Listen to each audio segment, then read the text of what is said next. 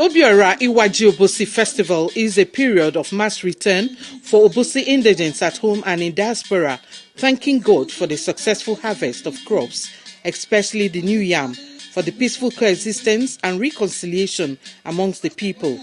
In all, it is a time of joyful celebration and showing love to the less privileged.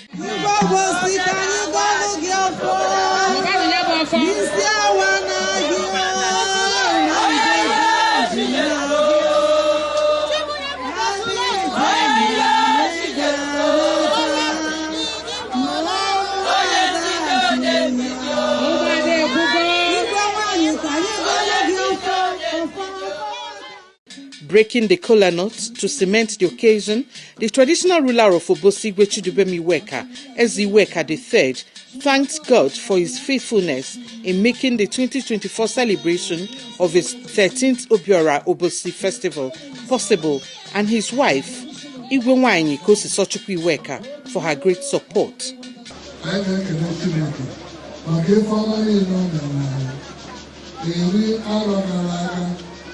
I do not come.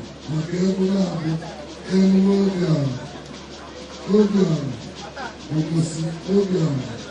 Iwaji.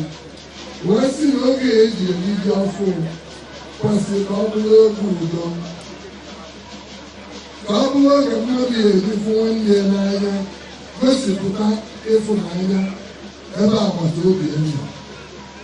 We think you can say, Lord, I never asked.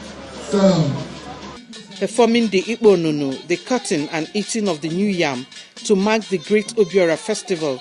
The yam was cut and first shared to children as tradition demands before dishing out to others.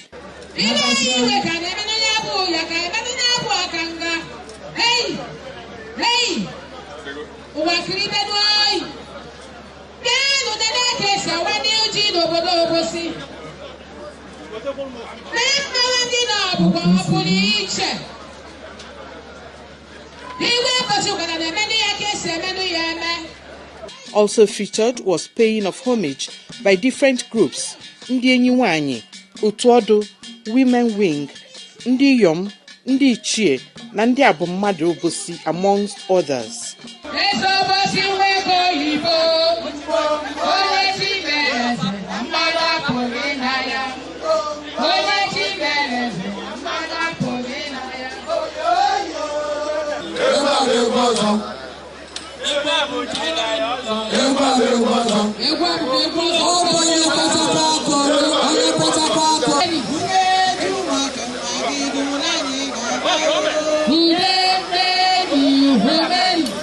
Other organizations, different age grades, paid homage to Obosi in their colorful mood.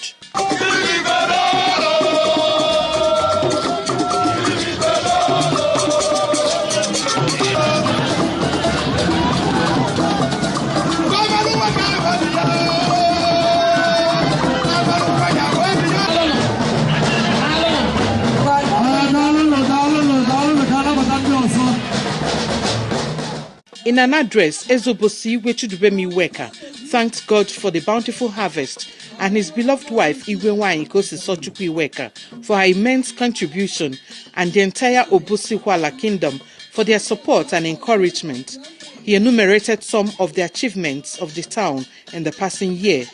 He urged all to be vigilant and report any suspicious movement to the security authorities in Obosi, even as he praised the efforts of the illustrious sons of Obosi in beefing up security. This year has been a bountiful year for us, as our crops have done quite well at the farms.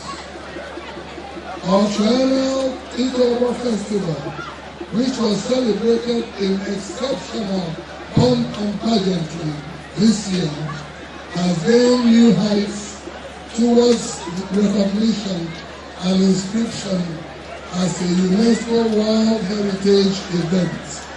Speaker after speaker thanked God for sustaining the annual ritual Obiora Obosi, the bed their minds. It's supposed to be a very peaceful time. No quarrels, nothing. Then we're giving us also thanks to Almighty for the new yam. Everything is happening very fine. You can see so many people.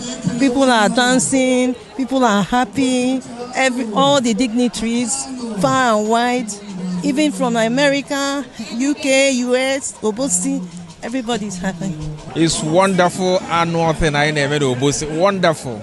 Okay, this year the exceptionally wonderful. The prayers that Igwe, according to the Igbo people,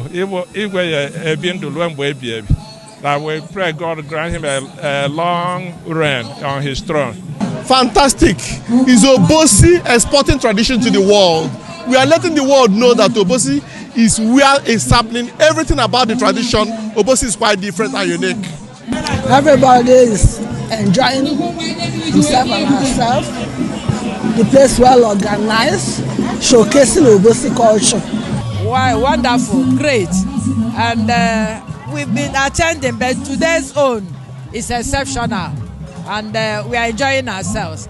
I seize this opportunity to congratulate Igwe Obosi, Igwe Iweka the third, for this wonderful event. We are here to celebrate with the entire Obosi kingdom and to tell them congratulations, and then also specially to congratulate and felicitate with Igwe Iweka, the Igwe of Obosi, on today's occasion.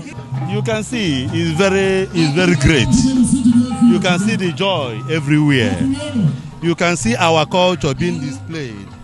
You can see the real culture of Obosi and Igbo land being displayed without any addition.